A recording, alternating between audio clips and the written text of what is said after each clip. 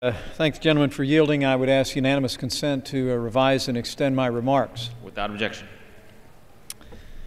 Mr. Speaker, I rise in opposition to the conference report for H.R. 4173, the so-called Restoring American Financial Stability Act. We're used to creative titles around here.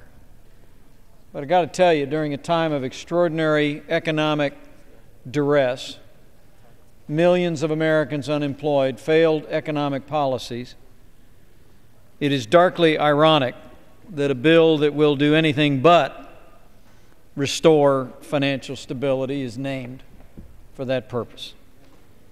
You know, the truth of the matter is, when you look at this legislation, it's proof positive again that this majority just doesn't get it. The American people are not looking at Washington, D.C. and clamoring for more spending, more taxes, and more bailouts. They're looking at Washington, D.C. and saying, when are you going to focus on creating jobs? When are you going to set partisan differences aside, power grabs and big government agendas aside, to do something to put Americans back to work? Under the guise of financial reform, Democrats today are pushing yet another bill that will kill jobs, raise taxes, and make bailouts permanent. Let me say that again. This legislation will kill jobs by restricting access to credit. It will kill jobs by raising taxes on those that would provide loans and opportunities to small business owners and family farmers.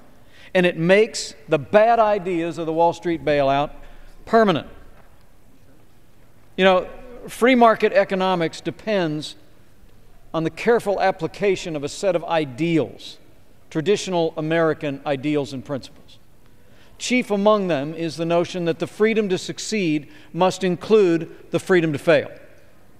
Personal responsibility is at the very center of the American experiment from an economic standpoint.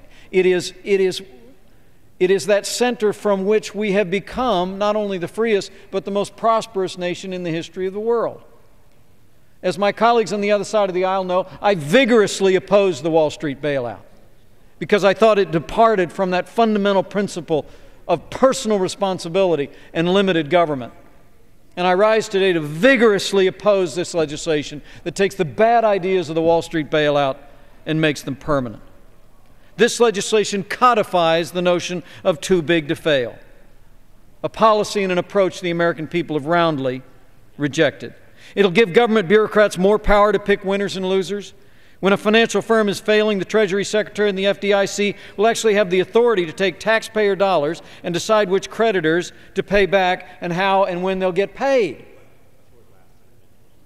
The American people don't want Washington, D.C. in that business. They want a refereed private sector that says yes to traditional bankruptcy and no to bailouts. Says we're here to protect taxpayers and not Wall Street. This bill fails in that regard. I urge it be rejected, and let's start over with legislation that's built on American ideals. The gentleman from Massachusetts recognized.